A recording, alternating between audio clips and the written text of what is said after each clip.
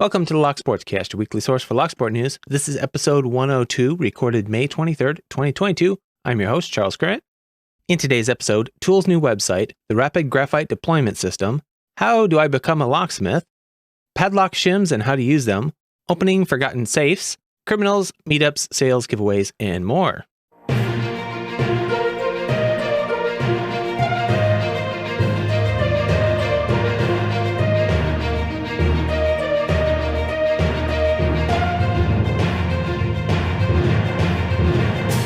You can subscribe to the audio version of the show on most podcast apps and at thelocksportscast.com. You can subscribe to the video version on YouTube, Odyssey, or Apple Podcasts. Links to stories discussed will be in the show notes. Some apps limit the length of show notes and the ability to post full links, but you can always find full show notes with all the links at locksportscast.com. First up in the news, Charles shared a tweet by Britannia Lockpicks, I believe, and it was about the largest padlock in the U.S., and it shows a picture of an extremely large padlock with a sign next to it that said, largest padlock in the U.S., weight 2,800 pounds, price to build $15,000 US, created by students of Jerry Havill's team problem-solving course. And I was able to find one other reference to this lock on recordholders.org. And it says it was created by Team Problem Solving Computer Aided Design class at Bay-de-Noc Community College in Michigan in 2003. And they list the weight as 1,100 kilograms or about 2,500 pounds. So there's a discrepancy there of about 300 pounds. I'm not sure what that's about. And they reference two Daily Express articles as their source, but both of those articles don't seem to exist anymore, at least not the links provided. But anyway, that's a really big lock. It is made in a style similar to the master lock as a series of plates riveted together or bolted together. I'm not sure how. Can't see the top of the lock. I can't see for sure how they are attached on the top, but very interesting. From the look of the size of the key, that 300 pounds could be the key. That's the difference in the weights. Anyway, head over, check it out, link in the show notes. And TOOOL sent out an email to their members about two new exciting announcements that they had to make. First of which is that they're releasing their first report to the members. This is a twice-yearly report that will summarize the past 6 months of activity regarding policy, finances, and progress towards their goals. This will aid in goal of increasing the transparency of national matters to the membership. And this is TOOOL US, by the way. I sometimes forget to say that, but this is specifically TOOOL US. Secondly, they have launched a new TOOOL.us website and store. They say the new website features a more modern user interface while staying true to the feel of the original website. The online store is more intuitive and user-friendly, and the launch coincides with their new fulfillment system. They say they anticipate faster shipping times and potentially less interruption during large conventions such as DEF CON. And if you want to check it out, it's TOOOL with 3 O's.us or link in the show notes. There have also been several new posts on the TOOOL Black Bag blog since I last checked it. One of which is about an Italian lockpicking contest. This was written by Walter and posted on May 19th, 2022, covering the ELF, or the European Locksmith Federation convention that took place in Italy, specifically talking about the lockpicking competitions. Of course, there will be a link to that in the show notes as well.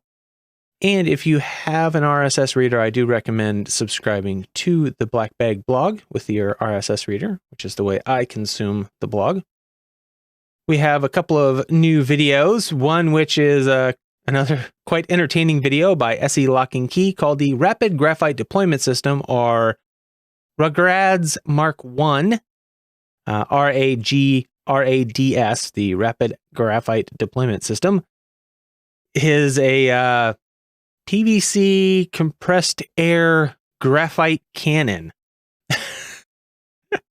And watching him shoot this thing and spread graphite dust all over his shop is very amusing. I really do recommend you go check it out.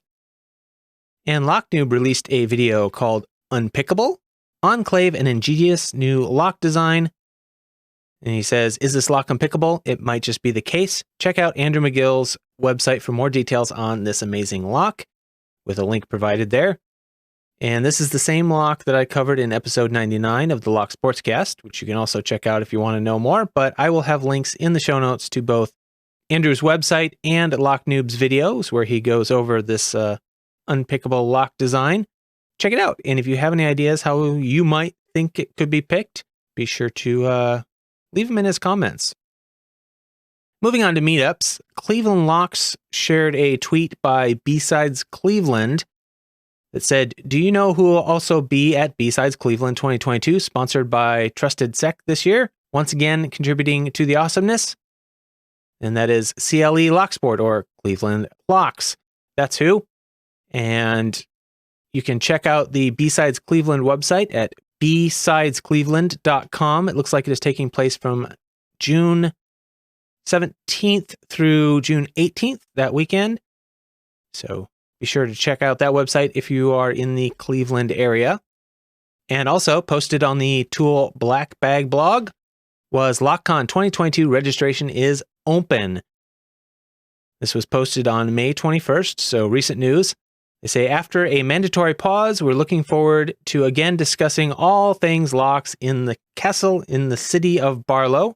LockCon will be held from Thursday, 25th of August to Sunday, the 28th of August. I will have links to both the LockCon page and the Tool Black Bag blog that talks about it in the show notes if anybody's interested in attending that this year. And we had a couple of other blog posts on other blogs here. This one was posted on Lockpick World, and it's How Do I Become a Locksmith? How much should a locksmith cost? An interview with a locksmith. It was written by Chris Dangerfield and posted on May 17th. The intro to the article says, these and more questions will be answered by someone who knows, Lee Kimberly, a locksmith with nearly 2 decades of professional locksmithing experience. I want to thank Lee for this conversation and hope anyone interested in lockpicking or perhaps becoming a locksmith or just learning more about locksmith gets some value from it. Enjoy. So anyway, that's a good one to check out if you've ever considered possibly becoming a locksmith or you're just curious about what locksmiths do. Might be a good article to read. And Lock Judge has put up another article here. This one by Oliver Wright on May 22nd, Padlock Shims and How to Use Them. It says the modern pin tumbler cord padlock is a marvel of engineering. It can be pinned in over 3,500 different configurations of pins, driver pins, and spools that have to be raised or lowered to the exact heights to allow the cord to rotate, which causes an actuator located at the end of the keyway to move and in turn releases the shackle of the lock. Unfortunately, many padlocks on the market today can easily be opened with a simple and inexpensive tool, a padlock shim. So if you want to know more about that, if you aren't already intimately familiar with padlock shims, go check out the article over on Lock Judge. And that, of course, will be linked in the show notes.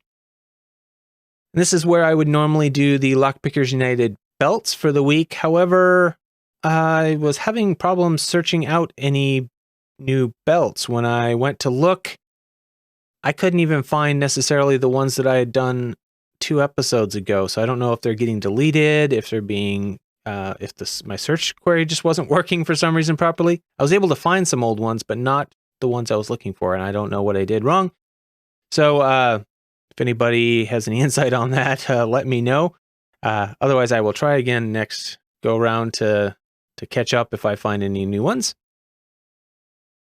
So with that, it's time to say thank you to the people that made this episode possible. First off, I'd like to say a big thank you to the newest patron, NWA Lockpicker. Thank you for signing up to be a patron.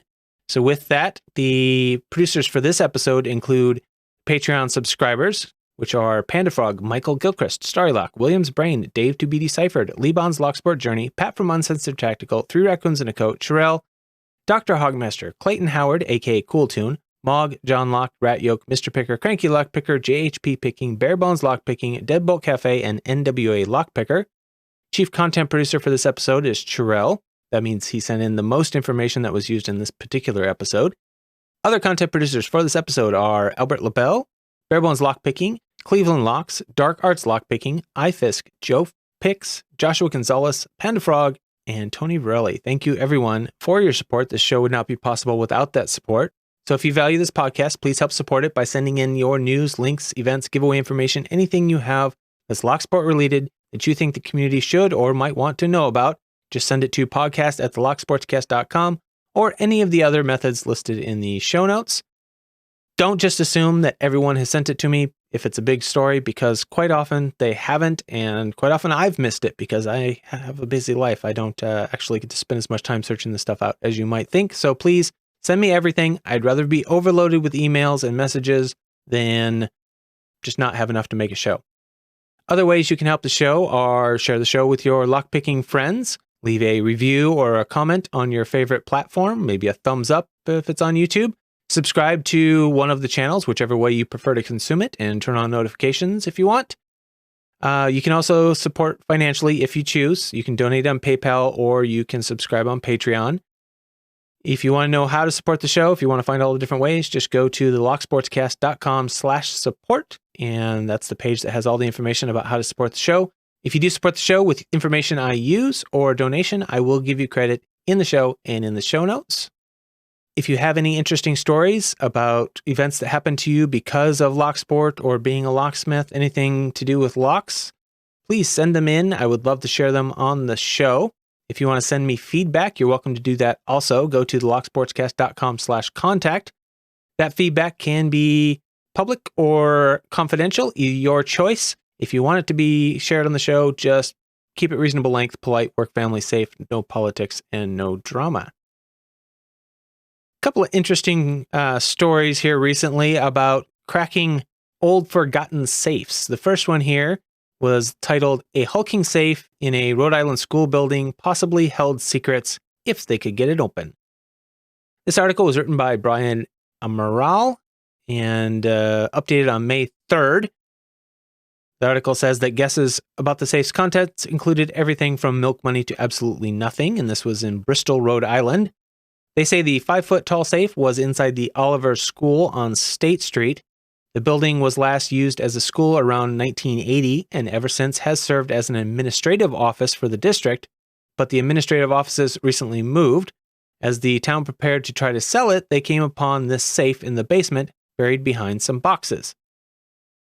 Nobody could remember the last time the safe had been opened, and of course, nobody knew the combination.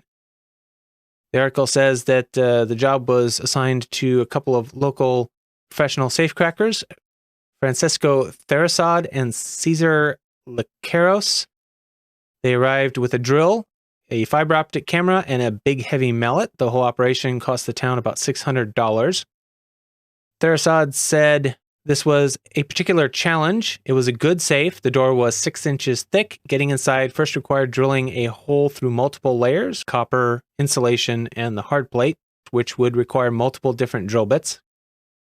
Lecaros slipped the fiber optic camera through the hole to give a good view of the inside of the Yale HE locks mechanics. While he looked inside, he twisted the combination to watch the wheels line up.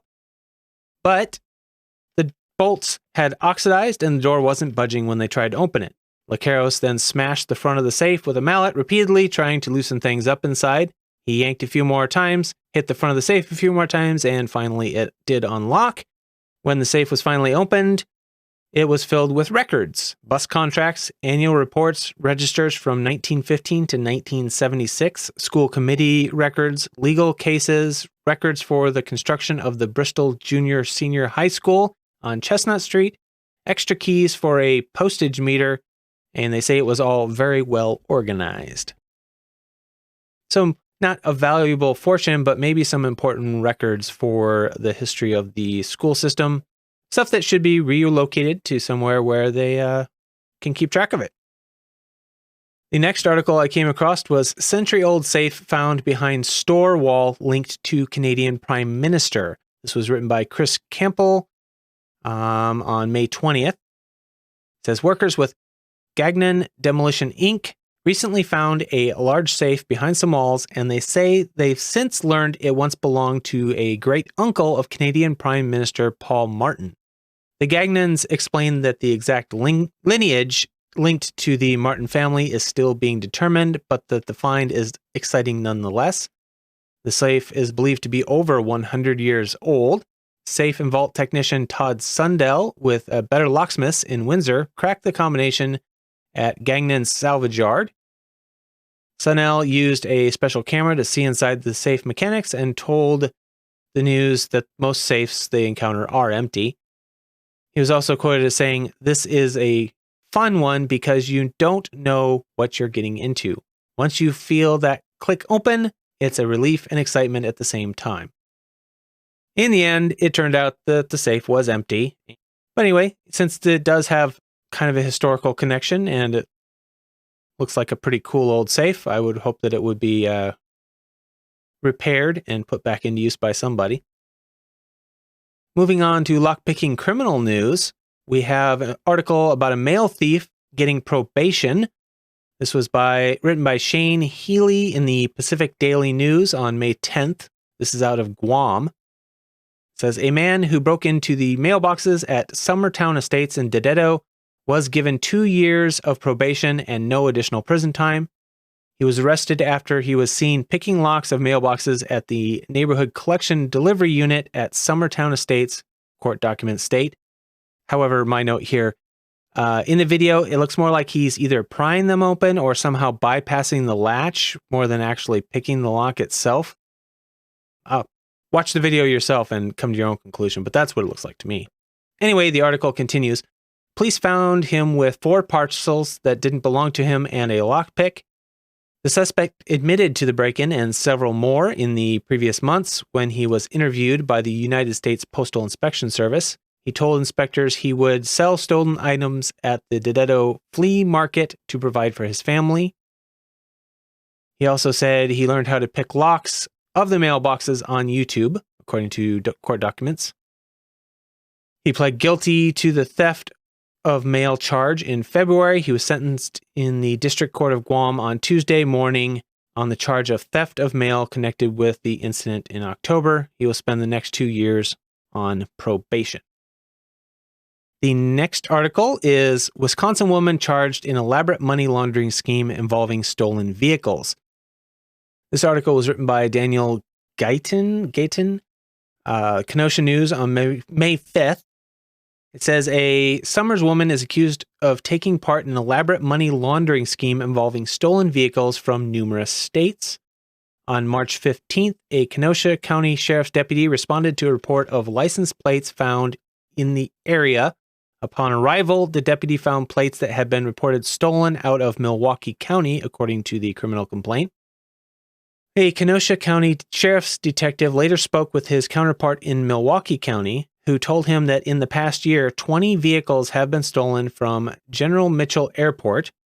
The vehicles being targeted were reportedly high-end Dodge Hellcats, Dodge Ram TRX, and Jeep Trackhawks, some of which had onboard GPS that showed they were in an area near Neumiller Woods Park, according to the complaint. I don't know how to pronounce that name. I'm not familiar with that specific area. About a week later, a sheriff's deputy responded to Hawthorne Apartments for a report of a Dodge Ram TRX that had been parked for several days with a broken window. The complex is located in the area where the stolen vehicles were reported by GPS. When the deputy arrived, the Ram TRX was gone, but while canvassing the area, he located a parked white Ford Transit van with an Alabama plate. The deputy conducted a traffic stop of the van, and the driver said he was visiting his girlfriend, who turns out to be the suspect being discussed here, and denied knowing anything about the Ram TRX. A vehicle registration check on the van's plate reportedly was associated with Prospect Motors LLC in Adamsville, Alabama.